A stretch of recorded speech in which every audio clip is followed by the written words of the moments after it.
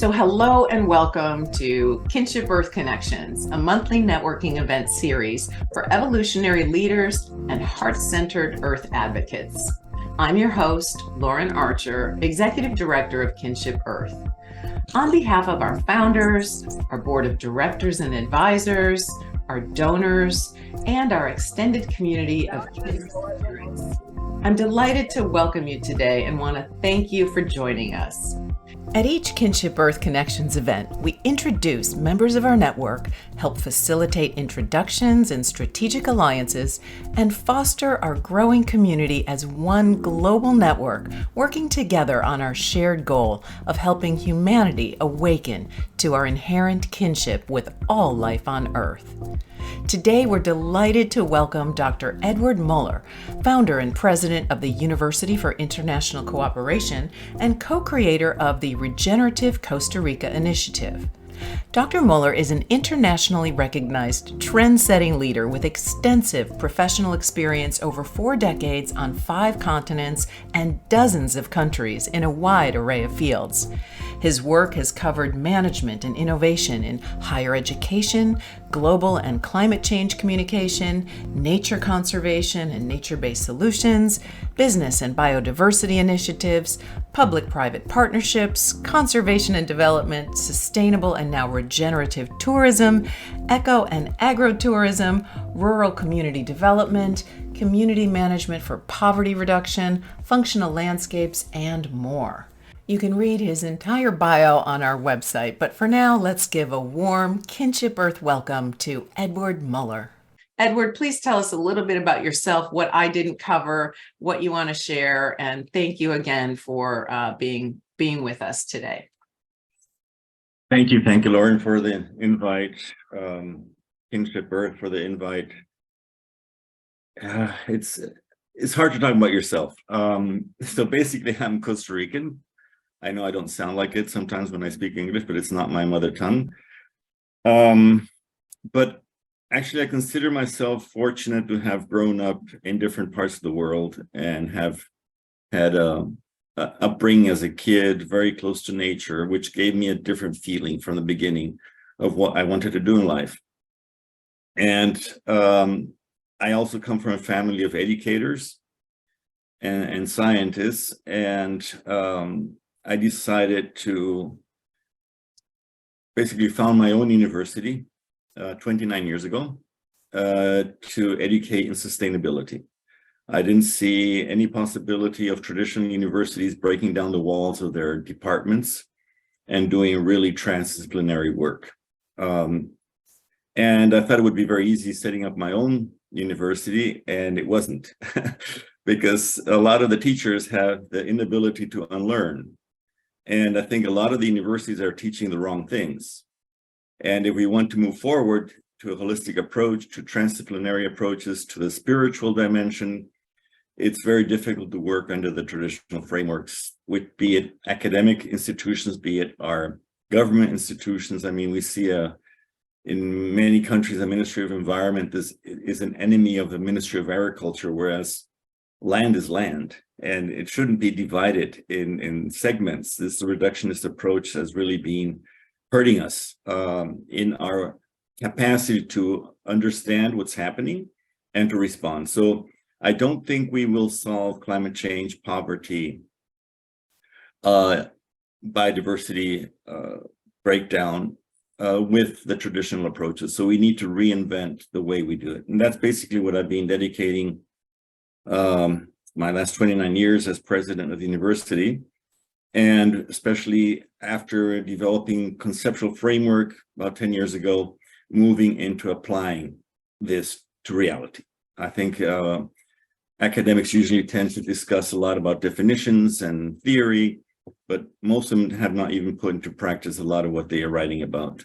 So I'll just share a screen. And I was telling Lauren this morning earlier that this is actually, I'm using part of a presentation because I honestly must confess that I was traveling a lot with donors this week, and previously I was in Chile. So I didn't have time to sit down and do something from scratch for today. But this presentation I actually set up during a trip to Antarctica, where I was with a lot of business people, philanthropists, communicators, and other scientists and so on, trying to talk in their language. I know a lot of the things that I'm going to be talking about now, it's like preaching to the choir, because I know a lot of you already are in that spiritual dimension, that extra dimension that a lot of people have been educated to forget ever since the kindergarten. And when I see kids, and I remember myself as a kid, and I see my son, the system tries to move away anything that is that deep understanding of what we are actually, and that we are nature. So I'll start with a question for you. How would you like to be living in the next 20 years? A lot of people really don't sit down and think. They're just day to day, next Friday, next Monday. But what would you envision your life to be in 20 years?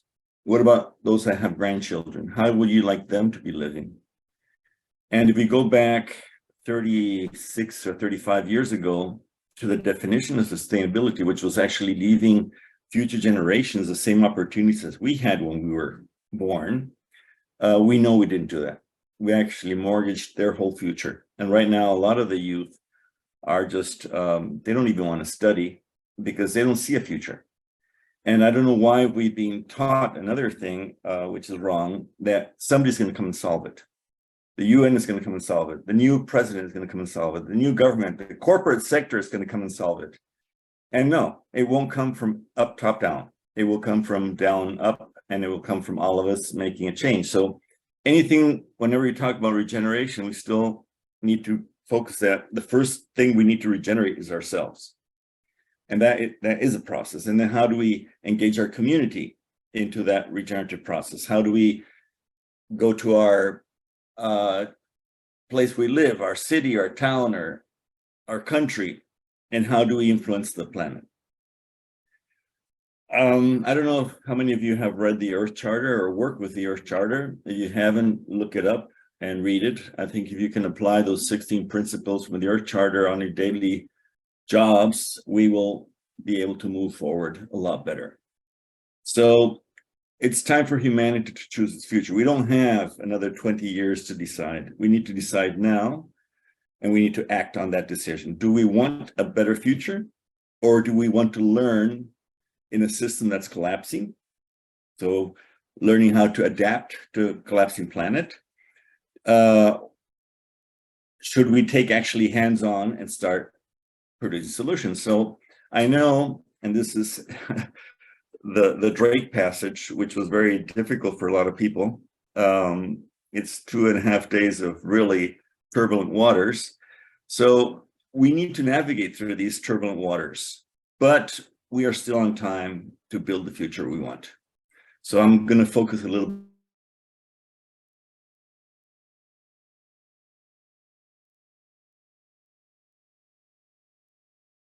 build it.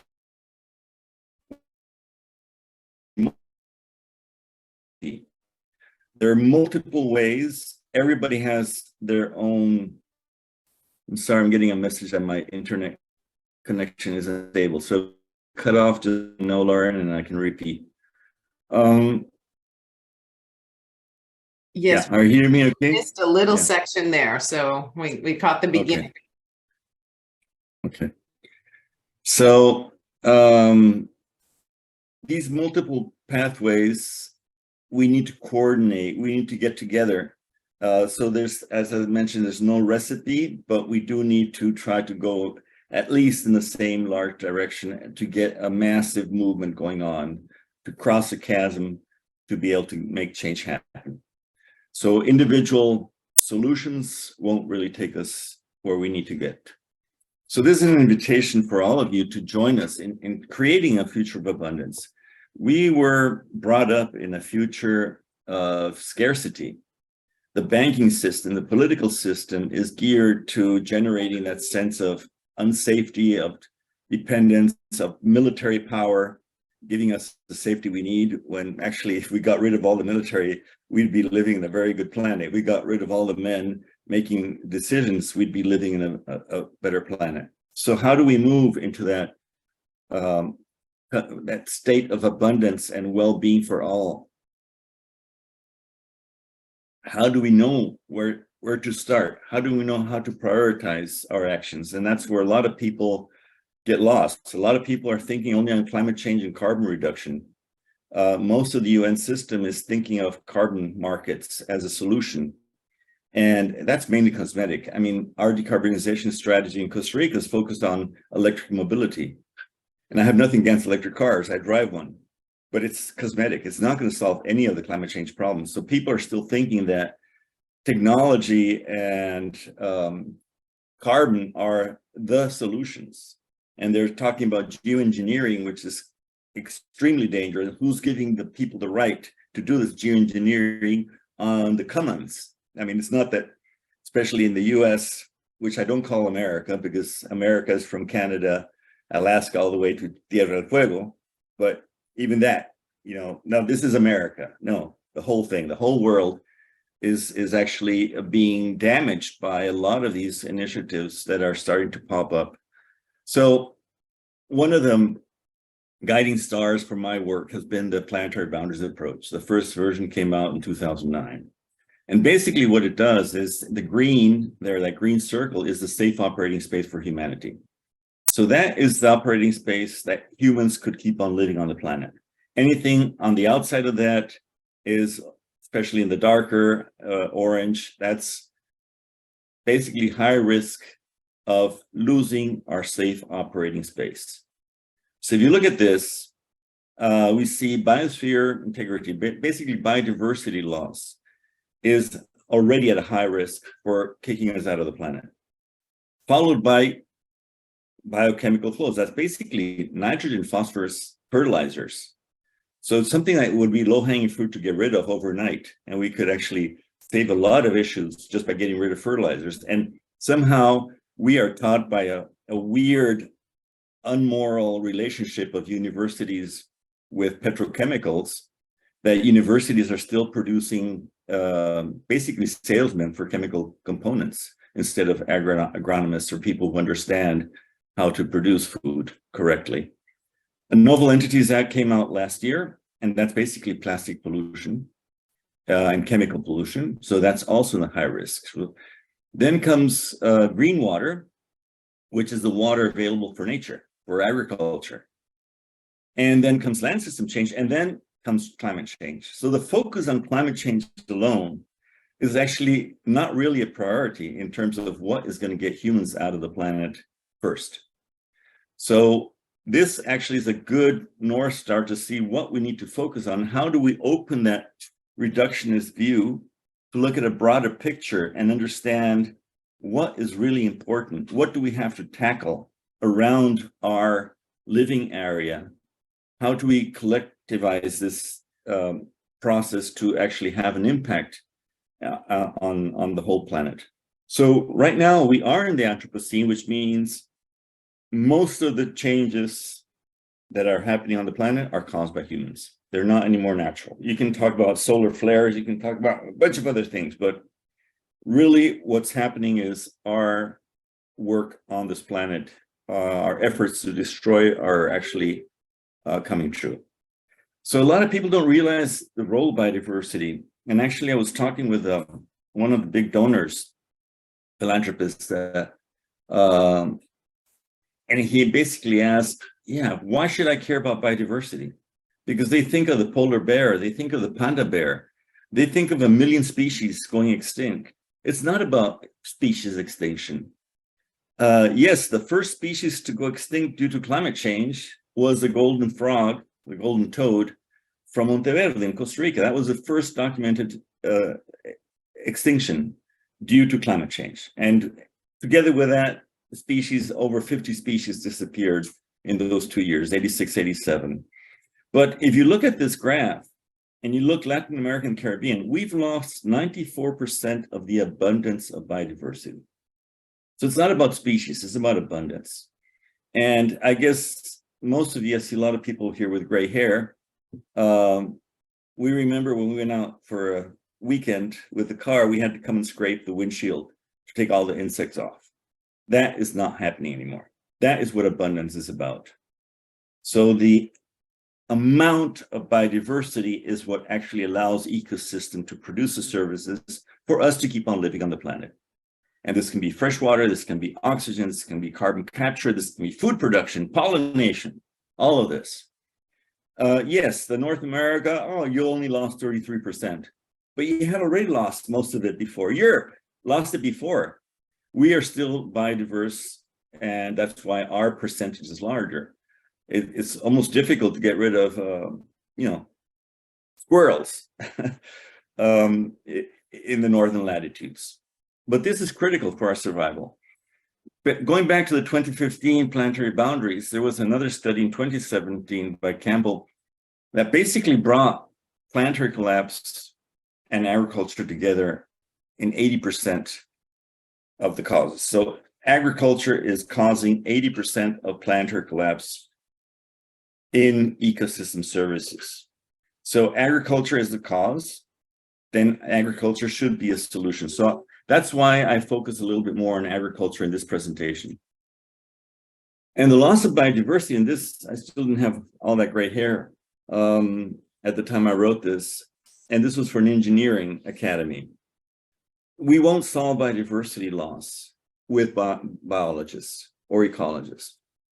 We'll solve it through holistic approaches. We need economics, we need social, we need political, we need cultural aspects to be taken into account. And that's what started allowing me to think on a bigger picture.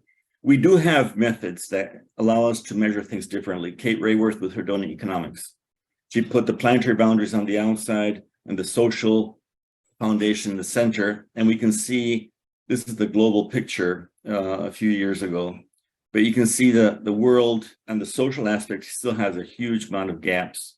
And as a planet, we are quite a bit extending the planetary boundaries. So the green would be the safe operating space for humanity, if you want to look at it that way.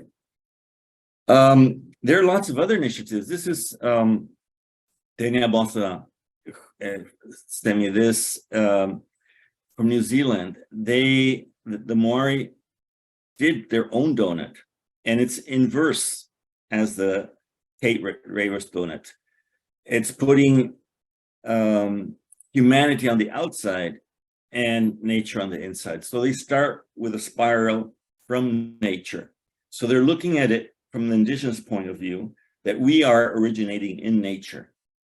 And then we have our social impact on the outside. So I won't go into details here because there's just not the time for it. But if you have a chance to look this up and see some of the recordings from Tenya, it's amazing the vision of the worldview of this new way of looking at development. So for me, regenerative development is actually moving away from the reductionist approach to a true holistic understanding that life depends on the integrity and function of ecosystems. So that's the scientific academic aspect of it. If ecosystems don't work, if Mother Nature is not allowed to work, we don't exist. And we should have taught that. Instead of telling people we need to take care of nature, and then, yeah, we recycle a bottle and we plant a tree, and now we've done something good for nature. We should have been teaching for 40, 50 years ago already that without nature working, we don't work. We're not here. And that would have been a totally different power balance. But from the philosophers, the Greeks, going back over 2,000 years, we've been taught that we can control nature. Descartes took the spiritual dimension from the material dimension apart. And that gave us the idea that we could, straighten the borders of rivers, straighten coastlines, do whatever we want, changing the natural capital for built capital. And yeah, many of the countries today that are considered developed have basically destroyed nature by building. And we're thinking it's a good thing. But now nature is getting to a point where the damage is so big. But it's not only understanding that, we need to understand that anything we do should benefit all life forms, not only ours. We cannot live alone. And we should measure it differently. Why don't we measure development with hope and happiness, with well-being? The Wellbeing Economy Alliance, that's what it's trying to look for. How to measure things differently. Why should we use GDP which is a wrong way of measuring progress. And our countries are still measuring GDP. And the worst thing is universities are still teaching it. So we need to move to this new way. And this is my conceptual framework for regenerative development. So the basis is actually Mother Earth, functioning Mother Earth. And that's maybe a bit too scientist, too academic, but it's the reality that people can understand. Food production, anything, health, happiness comes from a good planet, and we're still destroying it. On the other side of this toroid is spirituality. And I remember when I used to go to meetings with other universities, I tried to avoid any academic congress or whatever, because for me, it has been a waste of time over the last years. And I talked about spirituality. Presidents of famous universities would laugh and say, what do you mean? How do you teach it? And I say, you can't teach it. Oh, how do you evaluate it? There's no exam for measuring spirituality. And what the heck? That was the answer of a provost from a famous university. What the heck? So unless we understand that actually Mother Nature and spirituality is one, and we're part of it, linked through culture. So the culture component is really important. Culture is not about theater, arts, and music. It's about the identity, that thing, that glue that holds our communities together, that gives us pride, that gives us understanding, that allows us to understand the feminine principle, the principle of caring. So basically, culture, spirituality, and Mother Earth is the union that has linked us for millions of years to the earth. And then we have politics, economics, and spirituality and social, which have detached from that nature. So we need to bring them all together in a holistic approach to be able to really move forward. And I'll go a little bit more into detail here. So for me, and I think this is one of the best definitions of spirituality, because a lot of people still confuse spirituality with religion. And it has nothing to do with religion. Actually, religion is in many cases a degeneration of the true values and the imposition of dogmas and beliefs and hate and separation of people instead of unifying the people. So basically recognizing that a sense of or belief that there's something greater than myself. I'm part of something. That is for me what is important. How do I recognize that I am part of a universe? I'm part of a living system that's evolving, that has been evolving for years. And if we need to change it around, I have to get back and connect myself to this evolving process. So how many of you have actually had the time over the last month to be in awe, to see a landscape with nature and nature happening, and not our daily rush? Not our daily rush on sorry, there's a... So we can, I can stay sitting looking at a landscape like this for hours, just connecting.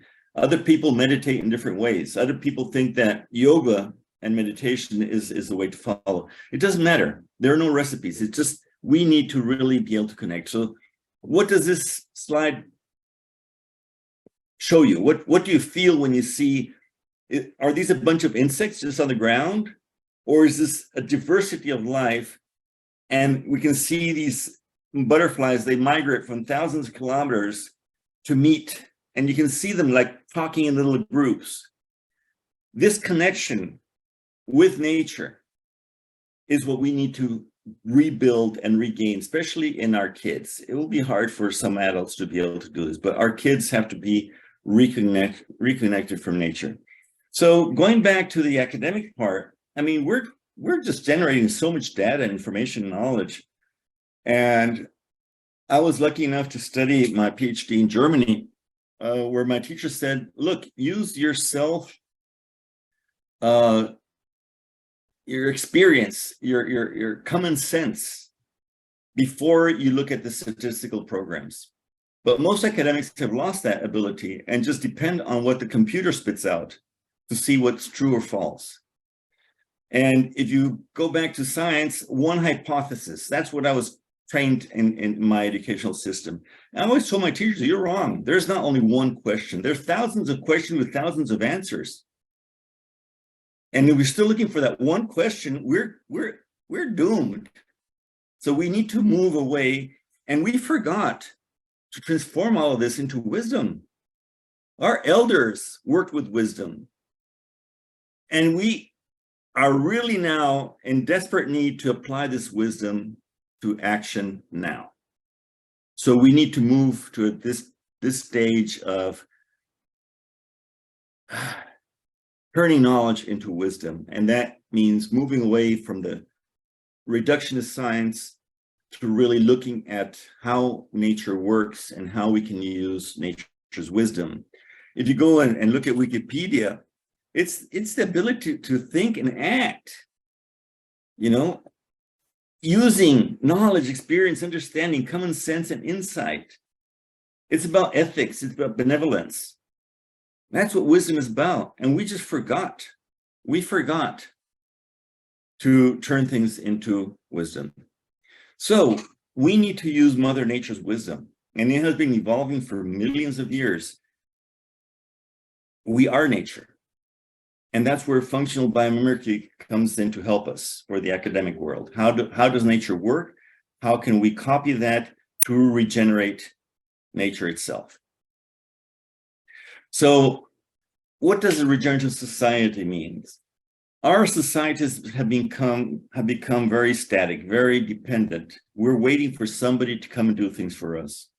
We need to move to societies that are active, that are making the decisions for their future, not somebody sitting in a glass building on the 10th floor deciding how our future will look. We need to take that into our hands. We need to look above all for the common good and not the individual good. We need to look for cooperation, not competition. Many of the famous MBA programs on these famous universities are still teaching students to compete and to smash the competition. We need cooperation. We need collaboration. We need well-being. And again, well-being is not only about economics, it's about giving life a chance. Culture, that identity, that glue, it's been lost through social media, through Tommy Hilfiger, through CNN, through Fox. It's just being destroyed. Why? Because it's easier to govern. It's easier to move hidden agendas forward if you don't have the community coming together and feeling that oneness and that link to spirituality, our understanding of our link to nature. So even from kindergarten on, kids are basically washed away from their culture, their identity, their family values, their community values, and they're taught to compete. The best runner, the best math, best whatever. There should be hundreds of prizes for the best friends, the best integrators. Politics, I mean, look around. We need to get all these old guys out of power and bring young people into power. That will require education, will require mentorship, support. But we need especially young women in power that think of taking care, that think of a different way of benefiting everybody and not the individuals. Our system now is rigged to favor the 1% of the 1%. So we need inclusive democratic processes where people actually decide what they want to do. What about economics?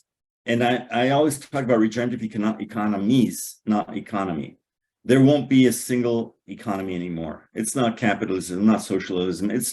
We will have many different local economies that are integrating the society, that are good for business, nature, and people, that are focused on cooperation, not competition, and the well-being for all life forms. So the Wellbeing Economy Alliance is pushing towards this. And there are many initiatives, John Fullerton with his 8 principles, how do we put these into action? How do we get traction? How do we cross the chasm with this? Why don't we start measuring benefit, not in dollar value, but in happiness, in well-being, in inclusiveness, in seeing our children smile and not feel that there's no future for them? So again, we are nature. We are one. And we need to understand that to be able to start. So, as I said, this is not my photo of myself. I mean, I took this in the Amazon in Bolivia. But when I see these kids growing up, being able to swim in rivers, and I think, wow, I used to swim in rivers in Costa Rica. I can't do that now. They're all full of pesticides and chemicals and sewer. They're all degraded. How can we bring this back? Because that link that was established when I was a kid, I went to rivers and I grew up linking to all this nature. Most of the kids today don't have that chance. Most of the kids today don't even know how nature functions, how nature brings us joy. The power of nature in its vast dimension. This is another photo I took up in the Andes. And I don't know how many people have been lately in front of nature with such massive power of nature, and we feeling really small. There you can see in that circle, 2 people and a car in that vast dimension. So the power of nature, way beyond our individual power, our individual rights. How do we get to feel that more and more people so that they can make the change? What does nature mean to these different people? I mean, the lower pictures, of course, I took it in Texas. It's a very different relationship to nature than many of the communities I've visited in many, many different parts of the world. So how do we analyze that relationship and try to bring it back? We need to reinvent ourselves. Basically, we need to rebirth. And it will be challenging, it will be difficult, it won't be something easy, but I used to think of revolution. I was traveling all over the world, talking with presidents, with ministers, with congresses, trying to make that revolution happen. After 40 years, decided I wasted my time. Not totally, but yes. And thinking now we need more of an evolution. So we need to go from man in pink, man in blue, woman in pink, and life at our feet, the woman below the man, to a transition of eco. So a lot of people are looking at eco as the goal. It's only a transitional process. What we need to do is move to seva, which is actually humanity in service of life. So we need to use our technology, our power, our resources, our human capacity, our brain, to look at nature and see how we help nature come back. So who is responsible for the future? It's not going to be anybody from outside. It's not going to be the UN system. I mean, 30 years of meetings, the Convention on Climate Change, over 350,000 participants, nothing is happening. No, it's us. So we need to know how to build that future. So again, we've been told we need to learn to adapt to a changing planet.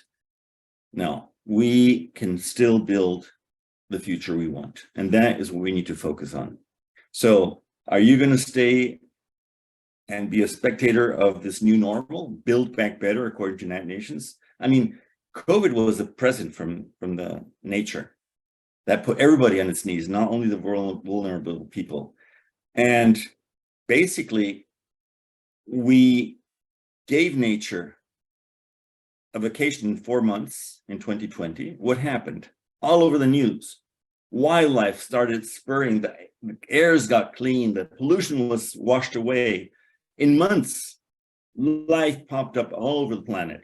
And that build back better really wasn't at all better. We just kept on doing more and more damage. So nature's still willing to cooperate with us. It gave us that present, which we couldn't really look at. So we need to make a choice. And this is from the Earth Charter again. Do we go from a global partnership to care for the Earth, one another, or do we risk the destruction of ourselves and diversity of life? Yes, we need fundamental changes in our values, our institutions, our ways of living. But we must realize that when basic needs have been met, human development is primarily about being more, not having more. And this is the transition that we need to do on the spiritual level. So if we don't realize that nature does not need us, it can wash us away and it will be better off. And it's actually doing that already. It's going to get rid of us unless we think about it and go back to helping her. And she doesn't need to be taken care of. We need to understand that she must be functioning in order for us to go. So this little present that we couldn't see has been, for me, the last fire drill, the wake-up call, and it actually opened a lot of transitions. So before COVID, it was very difficult to talk about regeneration. People said, yeah, blah, blah, another definition. I think now people are listening. People actually got to feel what it is to be isolated away from going out into the open, and it has opened a lot of doors. So I'm really excited. 2023 has started as a very good year for regeneration. So in order to put all of this stuff, which can be more of a theoretical dimension, academic dimension, I want to land now to Costa Rica Regenerative, which we launched in 2018 with many different partners. Capital Institute, Hunter Loggins was here, Savory Institute, Gaia Education, a lot of partners. And actually the purpose of it is to put regeneration in practice. So show that we can build the future we want. And my wish is that over the next decade, we can actually have a country that is showing the way for other countries to follow. This has allowed us to start relationships with Chile, with Colombia, with Mexico. So there's actually more happening to just what is happening here, but I'll just stick to what we're doing. So it's from theory to action. How do we implement regenerative development? How do we move forward to making the change happen and showing that it can happen? So again, going back to the donut, and Kate has been very inspiring. She's a beautiful speaker. I recommend you invite her to speak to your group. So going from our planetary boundaries and our social thresholds where inequality has been growing considerably, especially with the free trade agreements, the open markets, the destruction of central government, the privatization of services and resources, actually, to reverting this into a perfect donut. So efforts. And how do we solve these planetary boundaries to bring them back to what our country rooftop is? So if we look at the US, Norway, Germany, and we consider them developed countries, they're actually very undeveloped because they have managed to get to their social threshold, which is totally fulfilled, but using resources from many other places around the planet. So it's not really fair to achieve a 100% wellness in education, in governance, and so on by using resources that don't belong to that territory. And that's what happened with colonialism, neocolonialism, capitalism, you name it. So if we see agriculture as being the main culprit, it's also the main solution. So it's about biology, not chemistry. It's about life in the soil. If chemical agriculture were so good, why don't we have a stamp that says this food is chemical? Why do people who are doing it correctly have to pay for certification that this is good food? Why, if these universities and these chemical companies are so convinced that their stuff is good, why don't they put a stamp on it? Why doesn't the director of Monsanto drink the water that was served to him in a TV show saying it was clean, only had glyphosate in it if he wanted to drink it? He didn't drink it. So understanding this, we can move forward. And it's not, the science traditional science that we need. Most universities, as I said, are still teaching basically salesmen for chemical components. This is Manuel Castellanos, an indigenous person from the Lacandon group in southern Mexico. This is a degraded land that was brought back to life. On the left, a Western university. On the right, Manuel Castellanos. So there's actually, when you go there on that land, there's a yellow string that separates both initiatives. Who could regenerate nature? Manuel. All the science from that famous university, I won't mention the name, didn't manage to regenerate nature the way traditional knowledge has done. And Manuel has over 5% carbon. You can see the hypha there, the fungi growing, and you can almost feel like eating that piece of soil. 50 centimeters of rich, deep soil just by managing nature and not using all the technical instruments that we use. But even the technical science, the traditional science, this is Ratan Lau from Ohio State University. He published already last year, a year before in 2020, that we could revert climate change this decade, this century alone, by managing soils. And you go into the convention of climate change, and there's nothing about managing soils.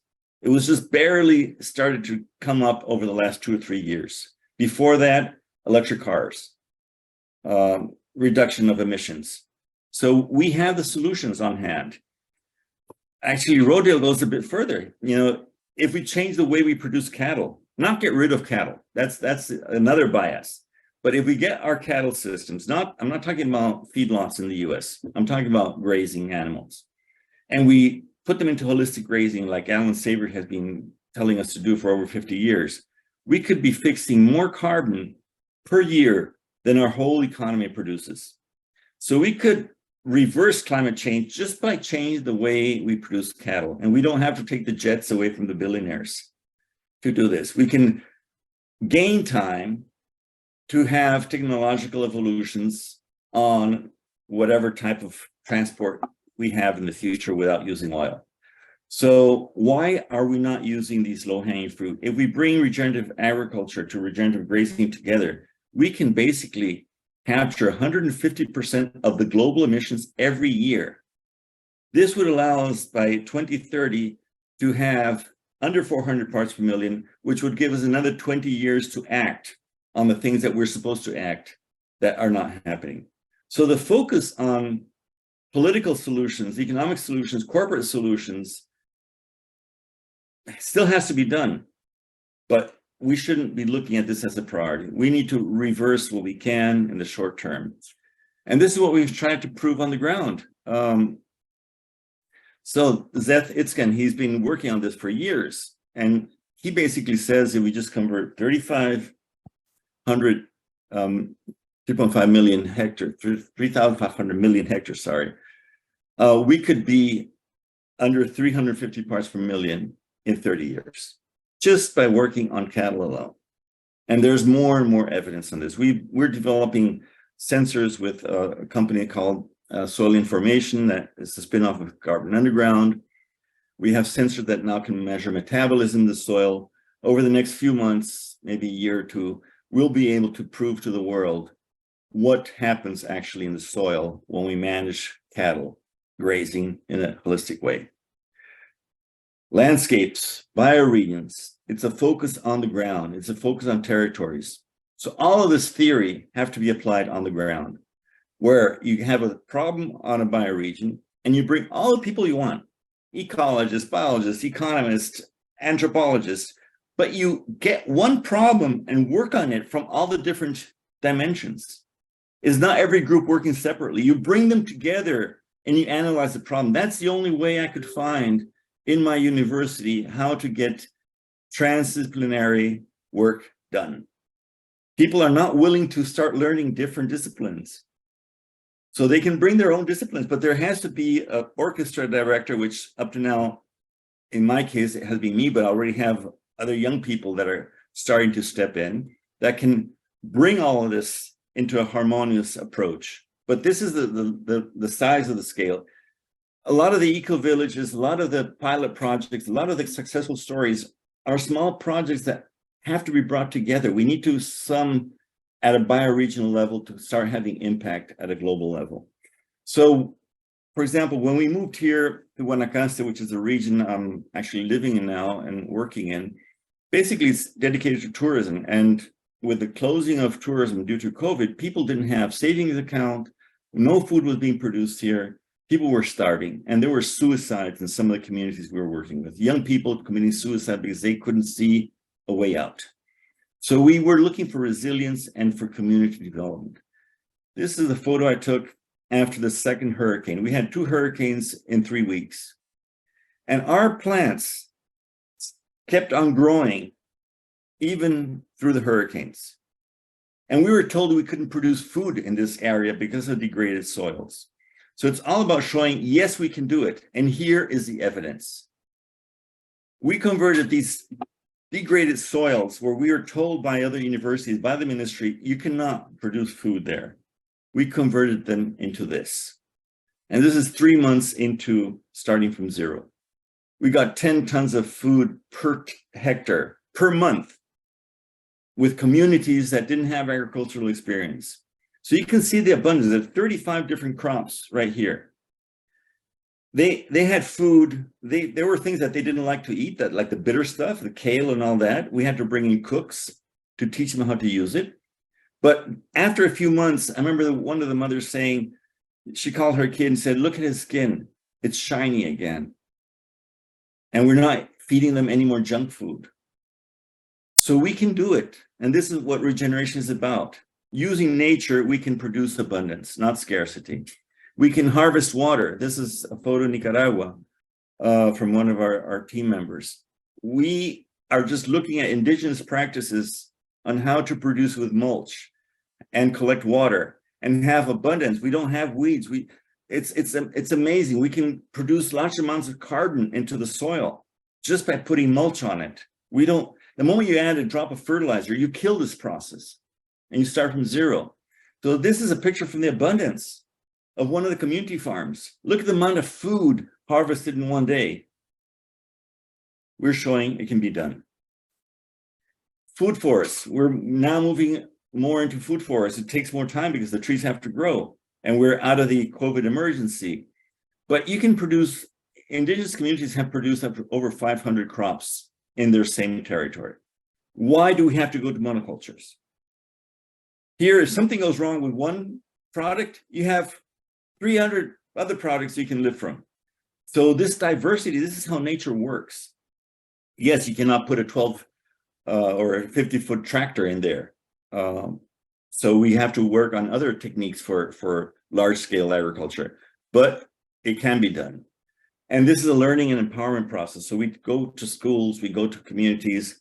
They have to start understanding and learning, because this is something where the most difficult thing, again, is for them to unlearn their previous knowledge and be open to learning new things. Technical schools. We go to technical schools. We're supporting 2 of them where the kids are now learning how to produce their food. Girls, I've seen 15-year-old girls that we are now providing drone services to design the farms. These are rural kids, not city kids, flying high-quality drones, generating a new life for rural life so they don't have to move to the cities, so they can stay in their communities, so they can feel pride, so they can have jobs, so they can have income. So it's just a process of moving forward. They're learning how to, upper thing is students down, farmers producing their own repellents with peppers and onions and garlic, using whatever it's produced on the farm to defend from insects. And I'll go a little bit more into detail just before I finish.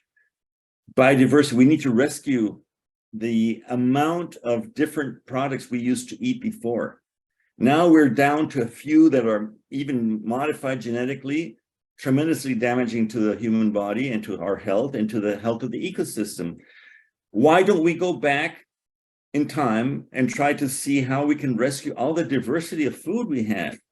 I mean, you go to the Andes, there are 400 different varieties of potatoes, and the commercial one is one that's coming from Holland. So we need to really work on this. And we know that the nutritional value of regenerative is a lot better. It's not only the taste, it's not only the colors, it's the nutritional value is a lot better.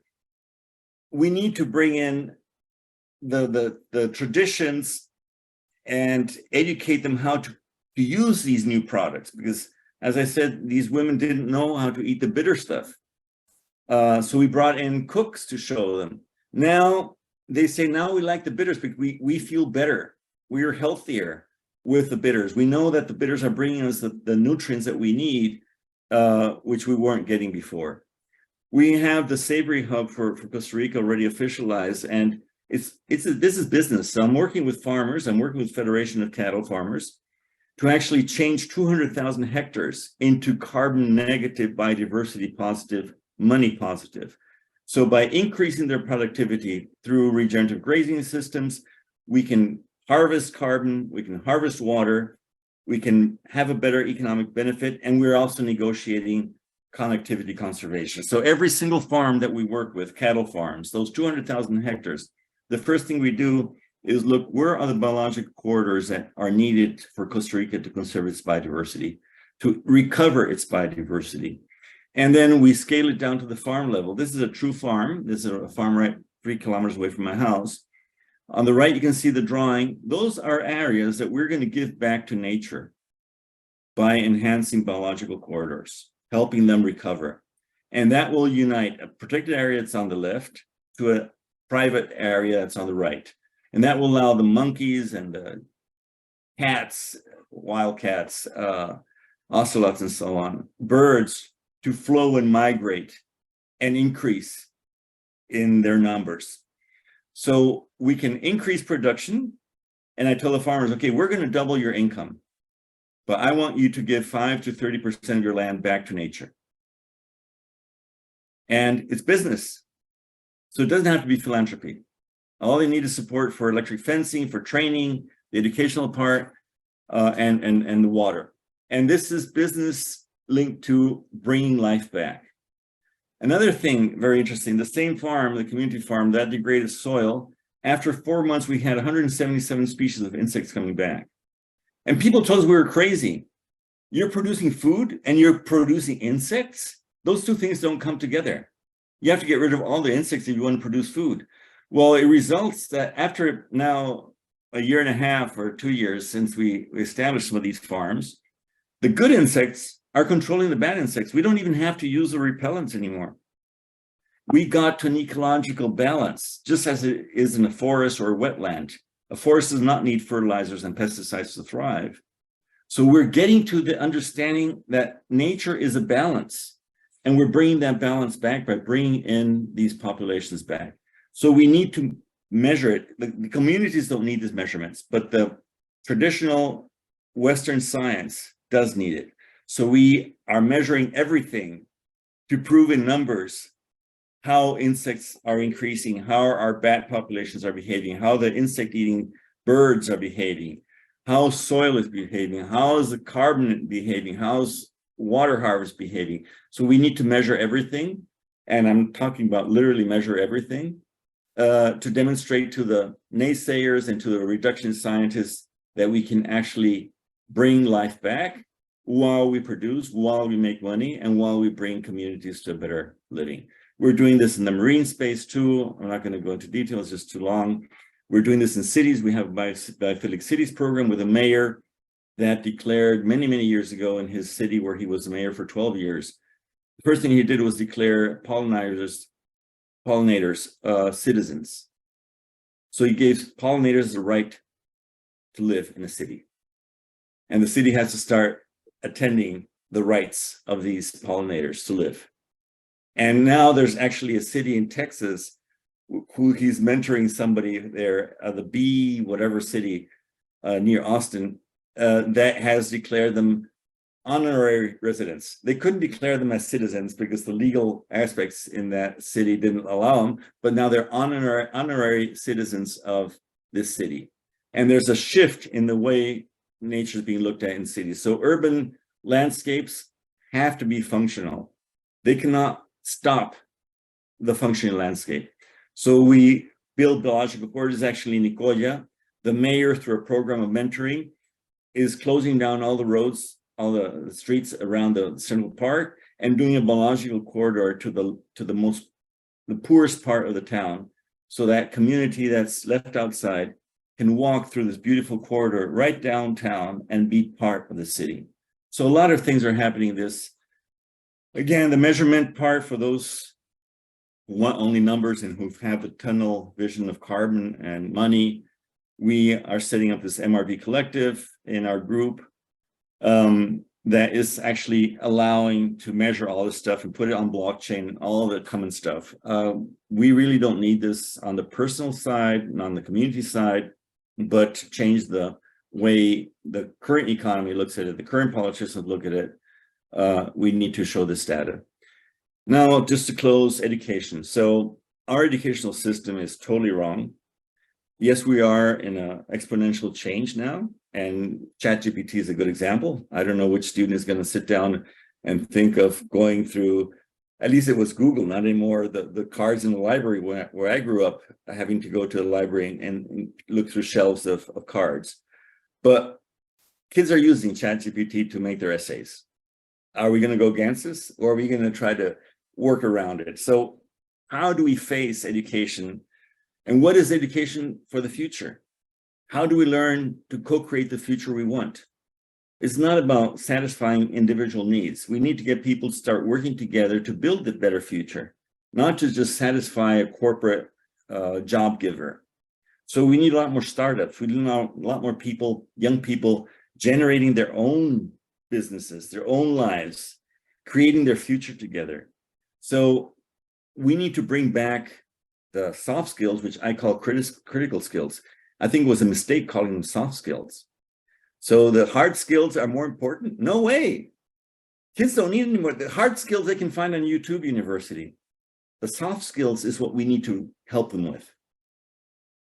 And it starts with each of us. So this is a process that we need to go through. What do we need to learn? Do we still need to teach the same things that we were teaching for the last 200 years? Or do kids need to learn something different? Where do we need to learn? I mean, my son was with us on that trip. He learned more in those 2 weeks than probably sitting half a year in school. So do we need a classroom with a teacher standing above the students and they have to raise their hand to ask a question to learn? Or do we need outside schools where kids learn as they live? We have this initiative, it's called Tini. Now we absorbed it into our group. This has actually been done for 28 years in Peru. It's actually approved by the Peruvian government. But we're now building a center to train teachers from around the world on how to use nature as a teacher in schools. So I think this is fundamental. And I just visited one of the schools that we've been helping last week with a group of journalists. And the teacher, the director of the school, actually took us to 2 trees and she said, here's where I teach kids how to climb trees, because they don't know how to climb trees anymore. That shocked me. You know, I just came to, wow, yes.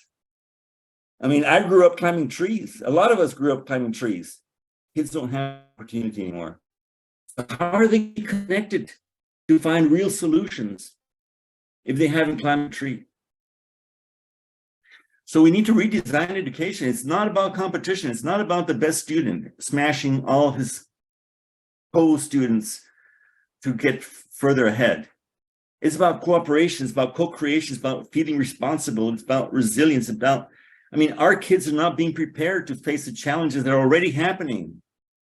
How are they going to be able to look into a future that's collapsing, that's dark, if they don't see the bright side of it and say, yes, we can still recover. We can still bring nature back. We can still become happy.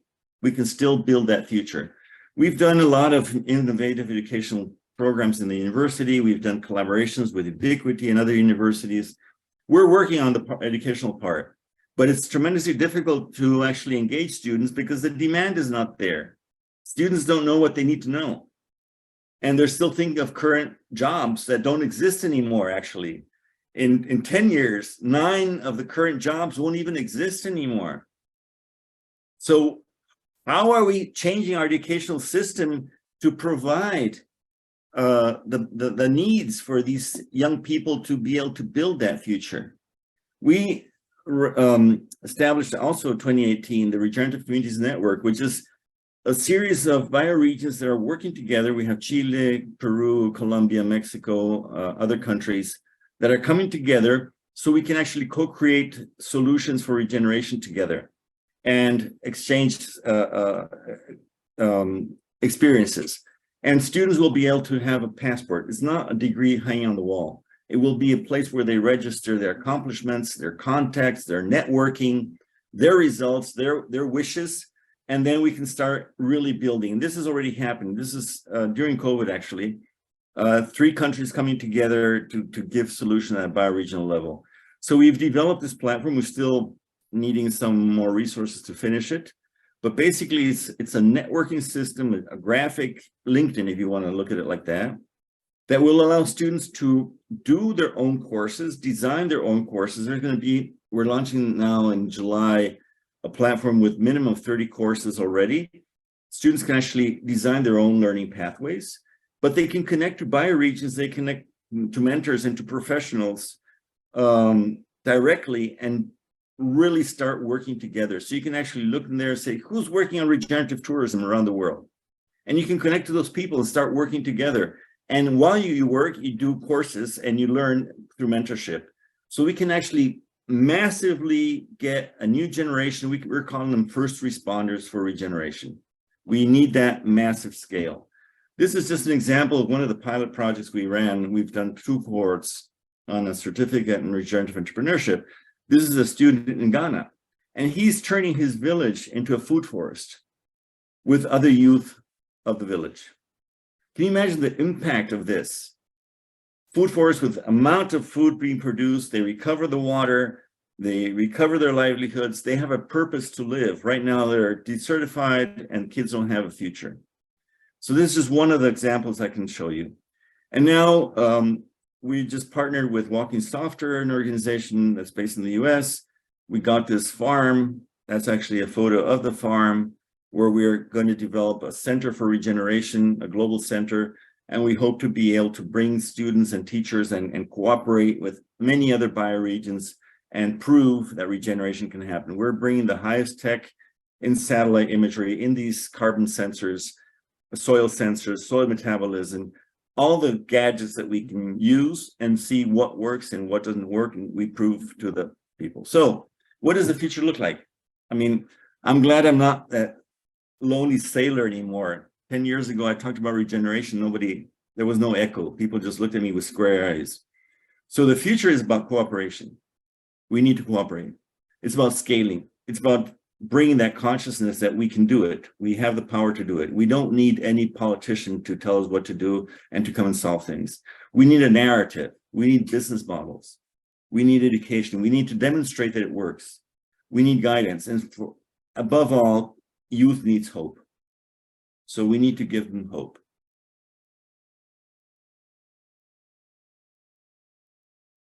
Amazing, Edward. Thank you so much. Are we ready to open up the floor for questions? Oh my gosh, I just have to say thank you for putting so much compact information into such a short period of time. I know many of us want to know how we can work with you, how we can help spread the word, et cetera, et cetera. I'm going to pull your spotlight down. I see a couple of questions up, but before we open to questions, anything else that you want to say to direct the Q&A period here, Edward? I'm open.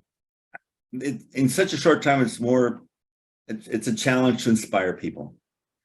And that's all I want to do. I could have gone on telling you about the doom and gloom.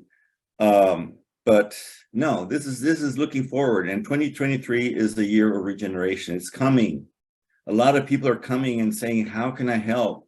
I don't even know exactly how people can help now.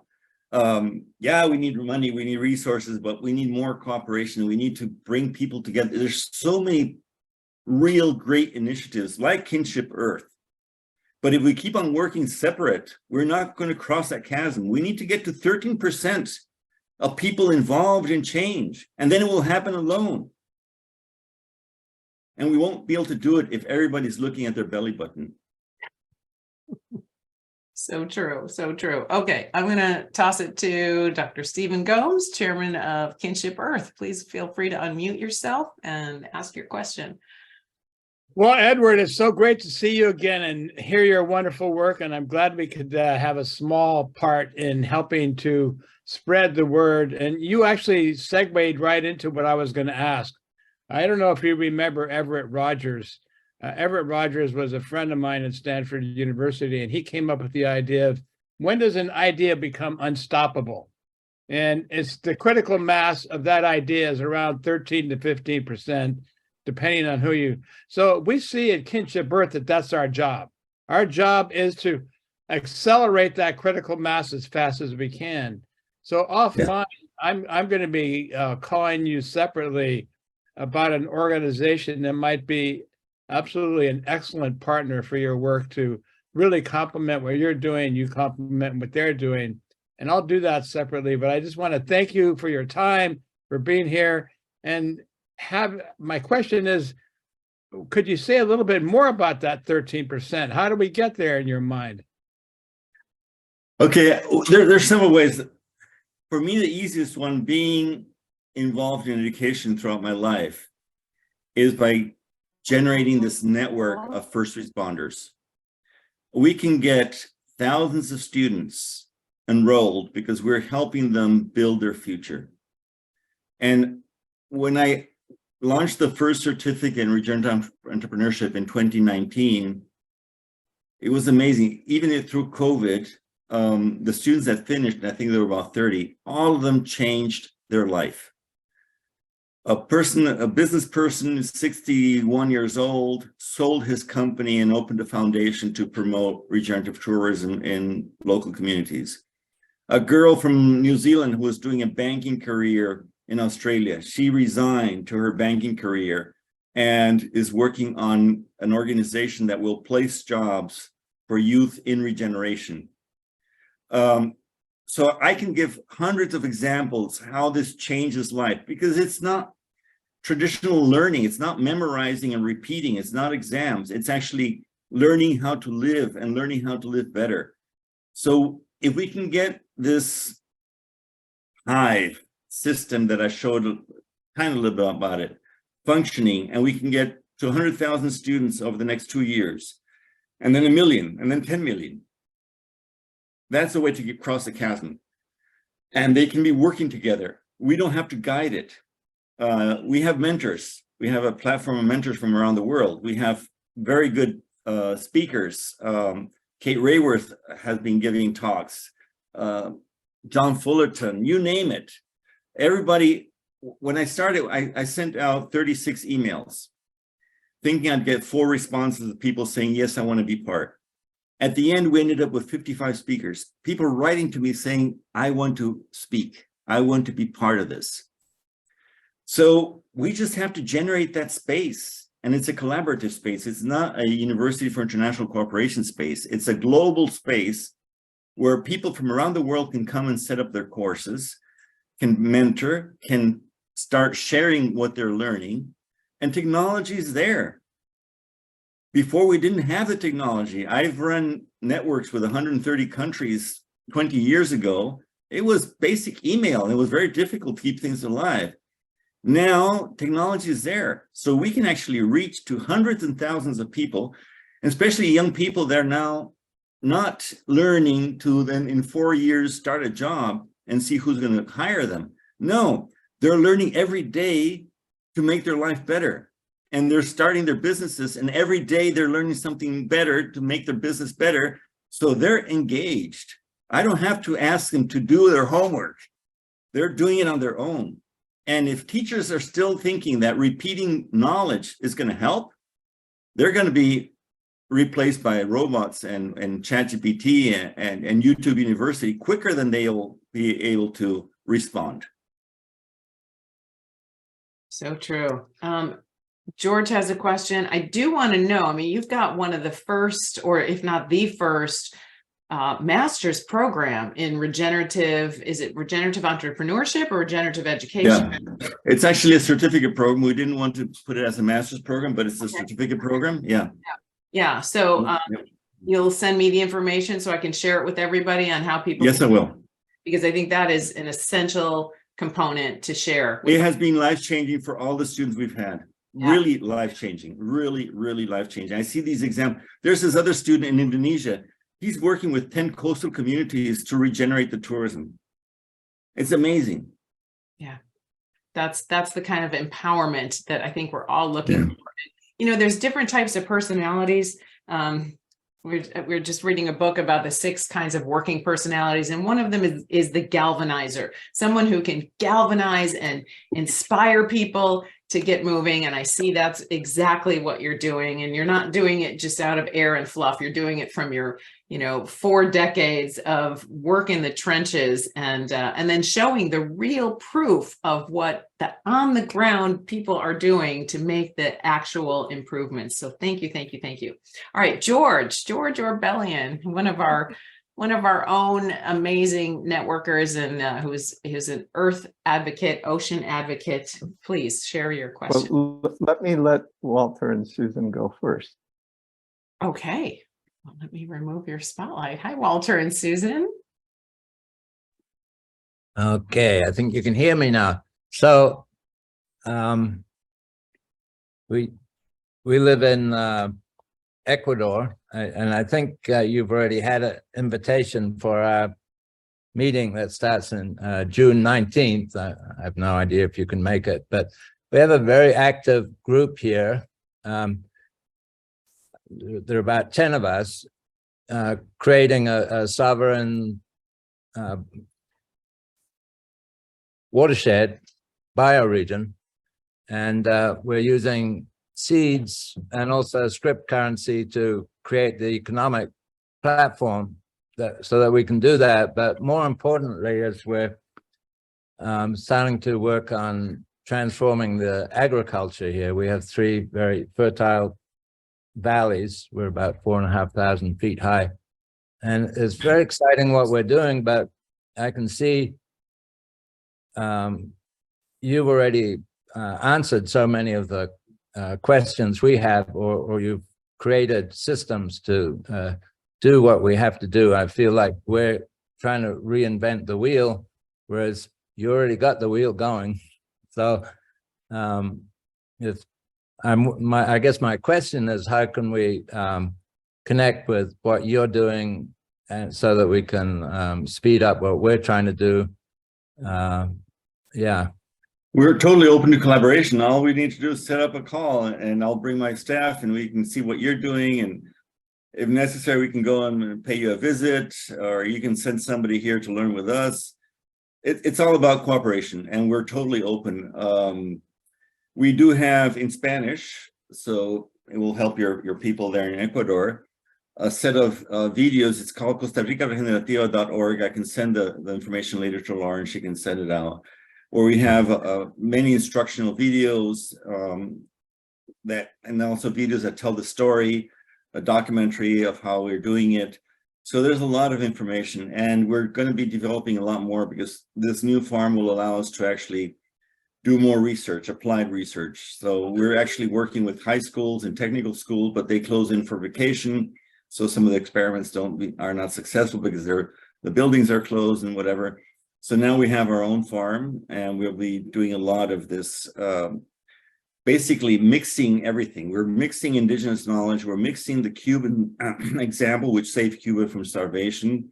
We're bringing in syntropic agriculture.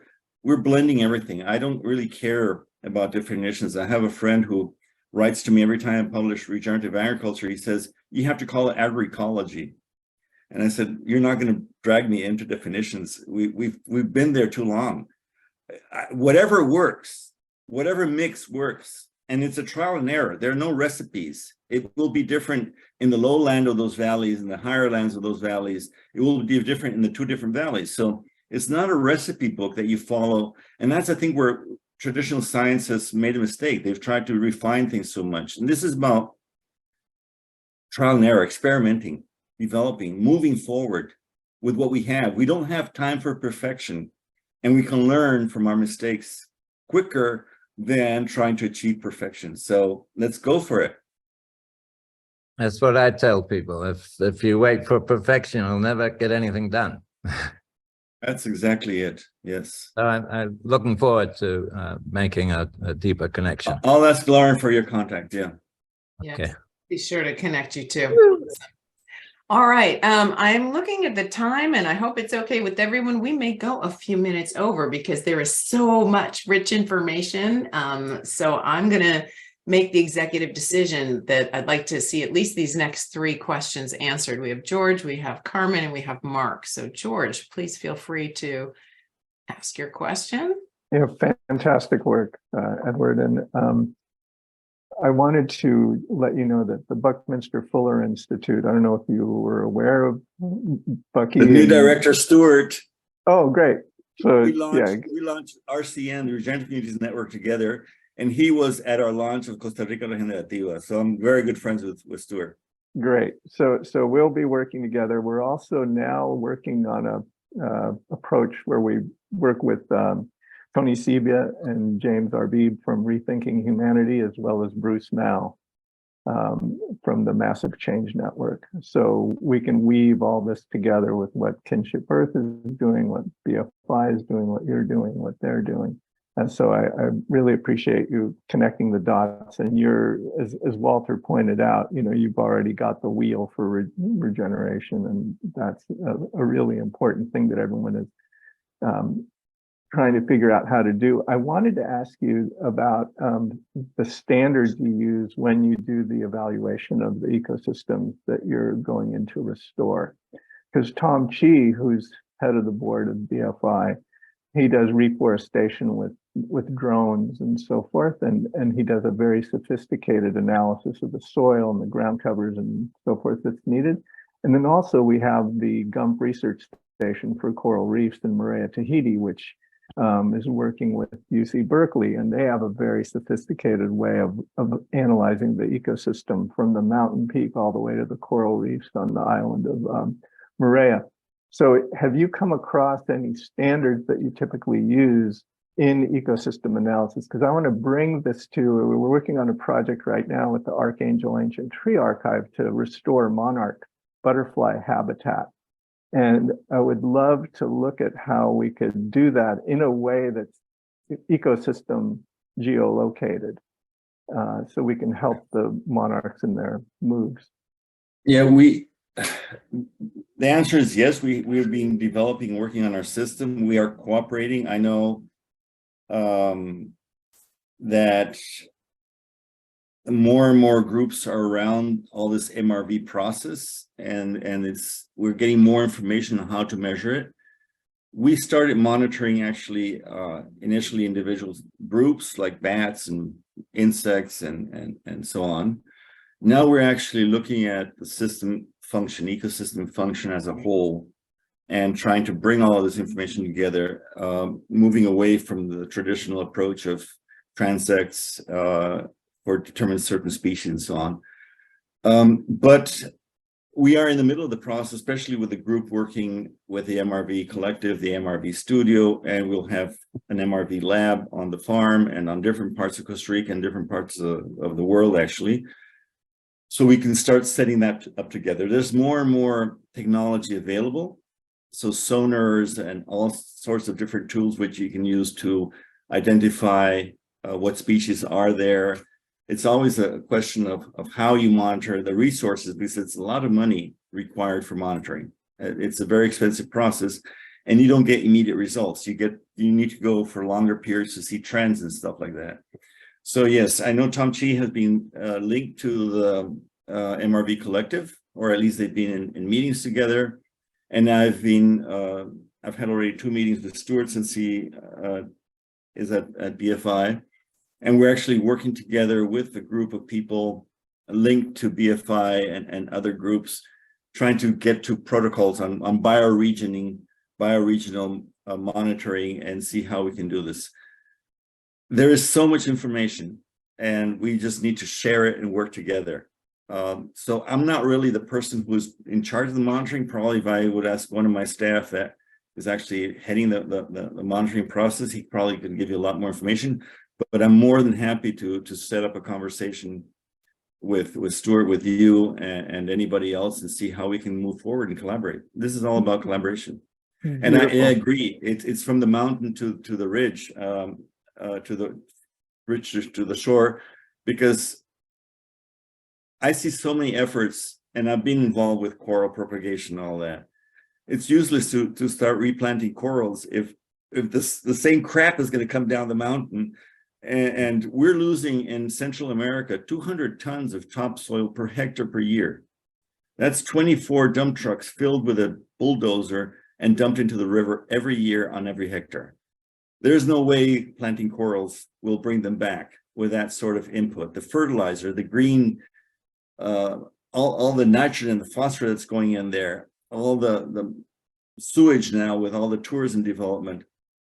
And this is global, all the plastics. We're not going to solve issues just by going in and making better planting of corals. We need to look at the big picture. And I think this is the biggest challenge, to move away from these individual processes of measurement to a more integrated way of seeing how we have an impact at a landscape level.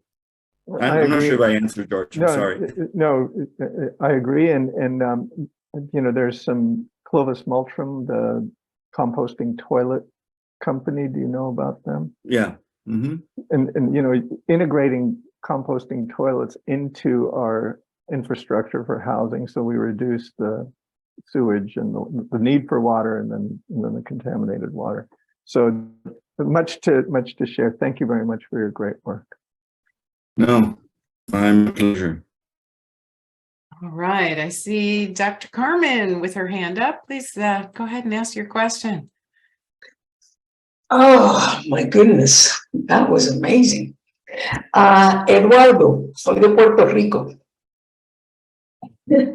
And I'm just in awe that we have people here from all over the world, and that you from the global south have brought us this amazing work. And you're leading this amazing work. And I'm wondering, could we think about, you know, you've got Costa Rica Regenerativa.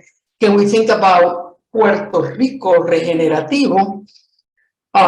New York, regenerative New York, regenerative Connecticut, etc., etc., etc. And using your work as the model. In other words, so you've made the presentation, you're doing the work.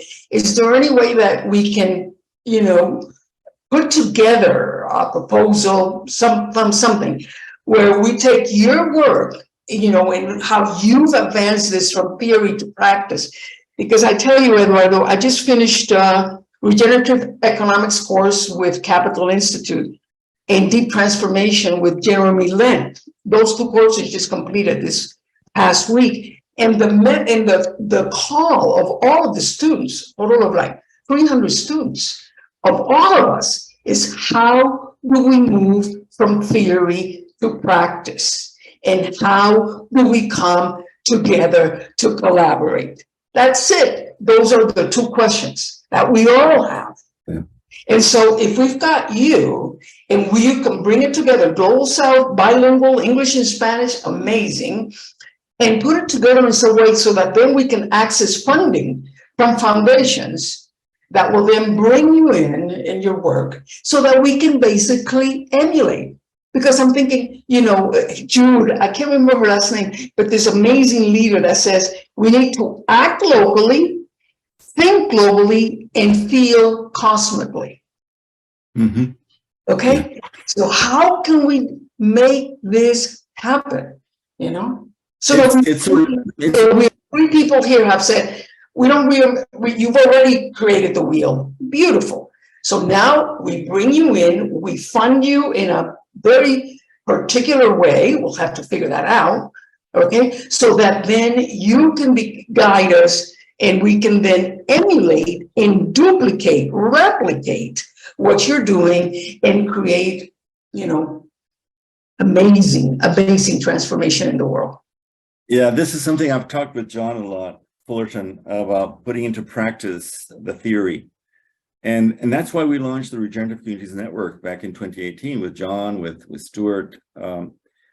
And amazing, well, COVID affected us a lot, but 2 weeks ago, I was in Chile. In 2021, we launched Chile Regenerativo. In February, I was with Argentina, and together with Sistema B and other groups, we launched Argentina Regenerativa. Peru has initiatives. Colombia is really working hard. Actually, the leader, the director or coordinator of Regenerative Communities Network, Melina Angel, who's actually my staff, even though she already moved back to Colombia because I couldn't keep on with the full amount. I didn't have the funding to keep her running. She's actually doing the coordination of this global network pro bono. But she met with Congress in Colombia yesterday and was very successful. They're interested. I was amazed in Chile that I've been working in Chile for many times. I've been over 100 times in Chile. And I met with government officials for the first time that asked us, how do we do regeneration? The same question. And I know John has 300 and some participants in his course. We just need to bring this together. I can bring Melina Angel into the conversation. We are struggling to keep RCN running. We have not, basically also John gave up because he was knocking on doors. He said, I'm a white guy coming from JP Morgan, whatever. We're not getting the funding. We have to look for different, and it's amazing. There's so much money running around, but if I had an initiative plant 1 million trees, I'd get money. But I know planting trees is not going to solve our problem. So it's very difficult. The same thing with our programs. We have a hard time selling them. We have a hard time recruiting students because a lot of students don't even know what regeneration is about. And the demand is not there then. So we have to, survive underwater until, and we've done that all throughout the 29 years of the university. All our programs have been innovative, and the first cohorts have been 2-3 students until the word of mouth goes around with, wow, this is a new profession. So we're still there.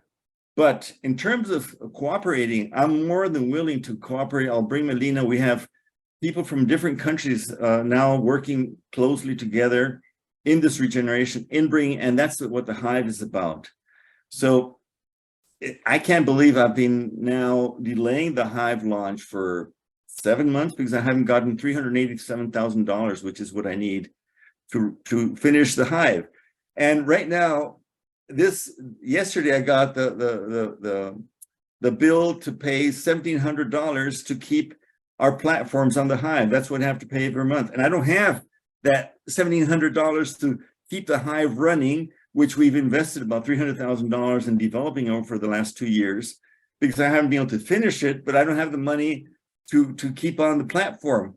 So it's unbelievable the moment in life that we're in, Yes. that we have the solutions and we don't get the support to go that extra step.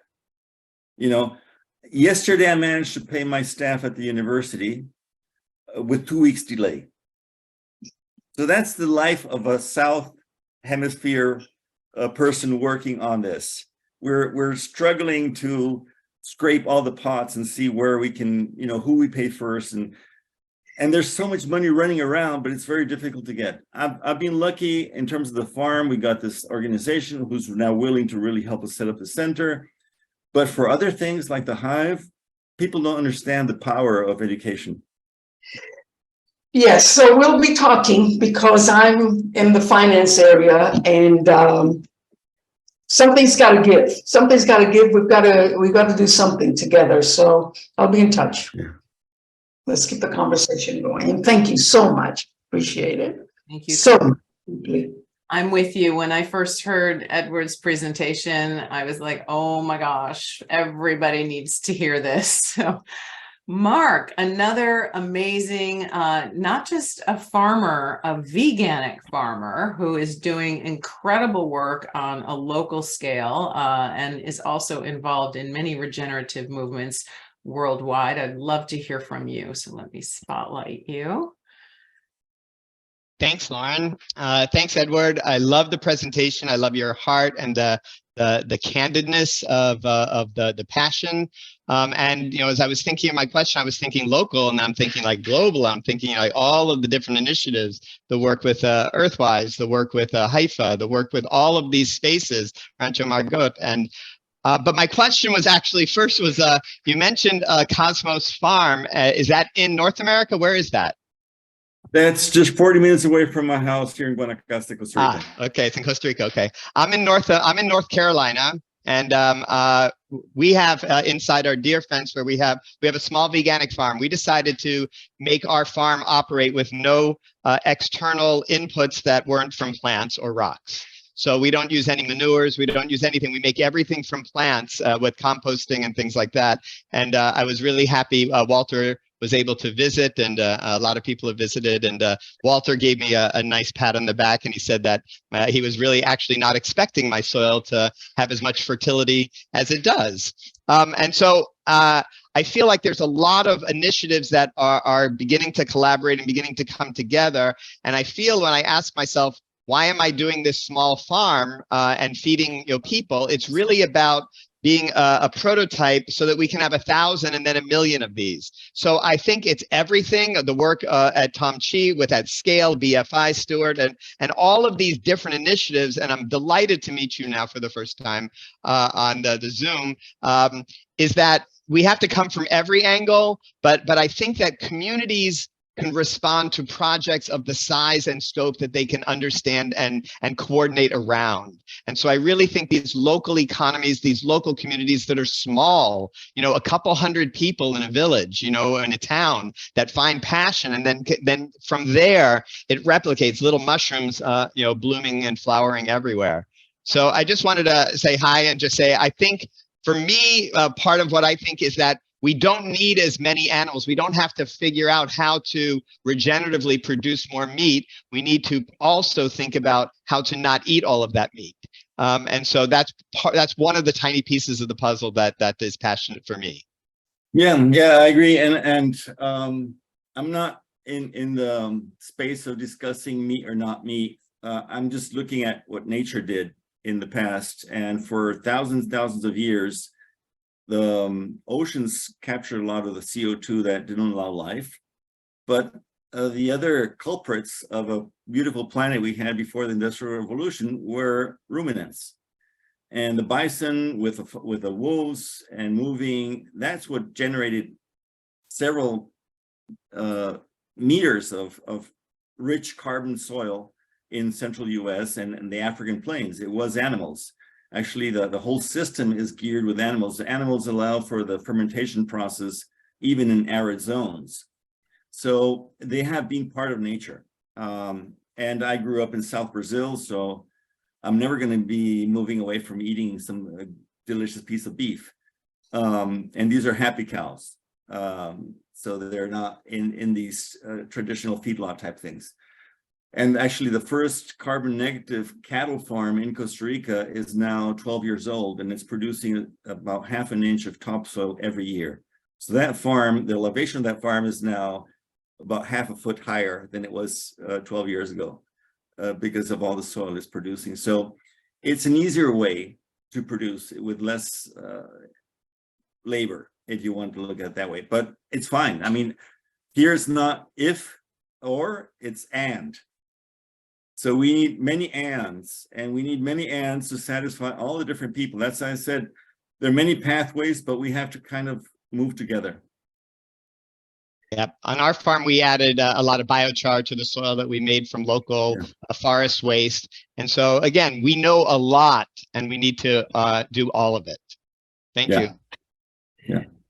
So I'm going to bring this to a bit of a close.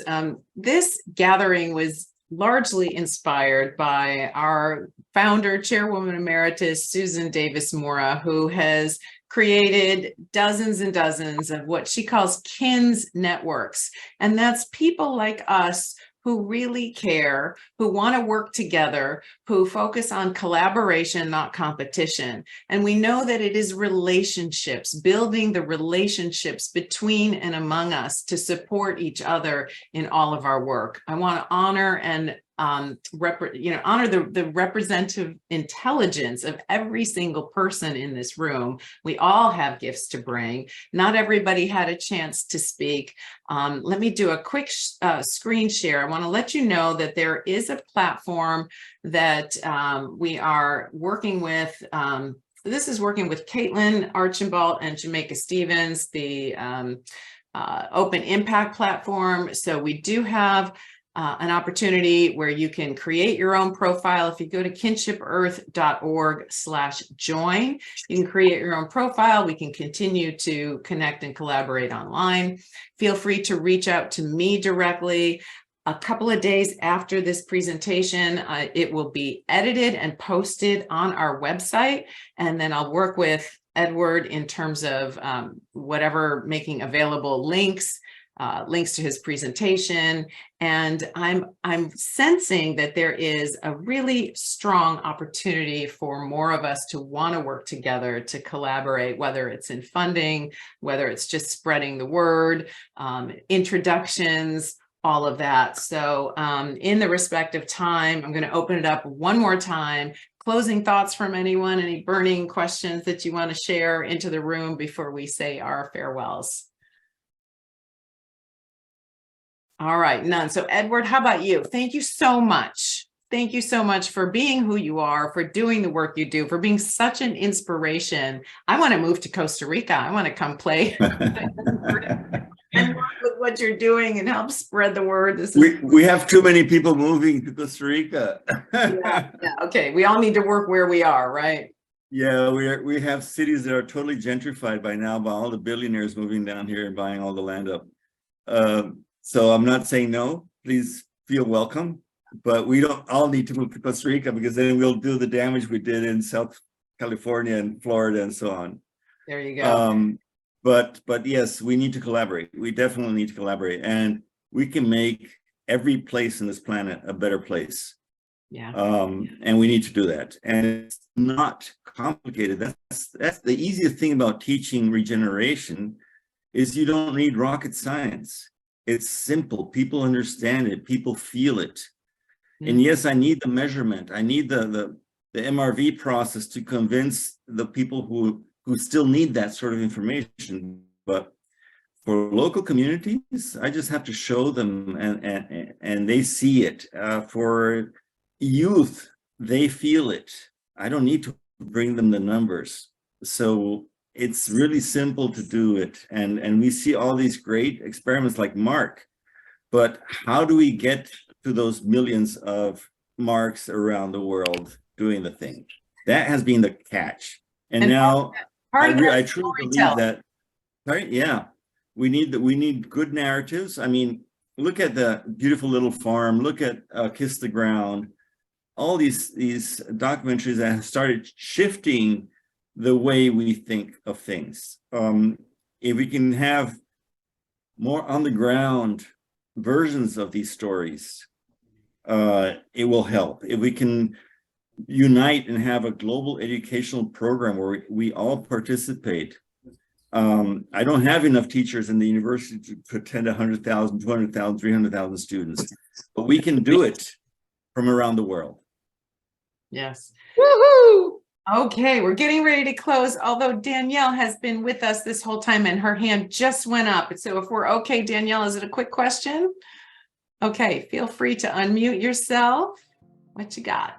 Very quick challenge. I won't even introduce myself. Carmen brought me here from Capital Institute Regen course. Al Gore's investment fund gave a pitch and said they would literally invest in anything. And then we challenged them on it and it just went up in smoke. So I would love it if we could just take your $387,000 ask, which is literally a taco to these people, and maybe not a street taco, but you know, and just try and facilitate that one thing so that you can bloom this one initiative. You're vetted, you're doing this, the money is there. And they literally just, I can send you a link to the recording where they said, send me something and we'll pitch it. We have $40 billion and more money on the table. That's Al Gore's group? This just happened 3 weeks ago. That was Al Gore's group? Yeah, it was Colin DeLuc and Duncan Austin. Okay.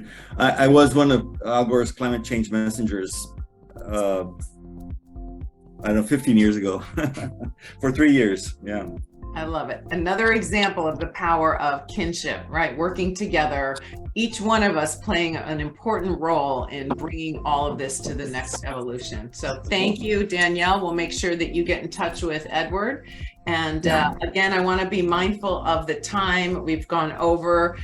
Thank you all. Feel free to unmute yourself. Say thank you for joining us. Thank you for bringing your hearts, your souls, your wisdom to this community. And we look forward to seeing you next time. Bless you all. Thank you, Lauren. Thank you. Thanks, Lauren. Thank you. Bye-bye. Thank you, everybody, for making this happen and for these amazing people that you bring to these events. Thank you. Blessing. Love, Bye. light, and Bye, flow. Walter and Susan. Aloha. Bye, everybody. Thank you for joining us for today's Kinship Earth Connections event. We encourage you to like this video and subscribe to our YouTube channel. To learn more and get involved, please visit us at kinshipearth.org.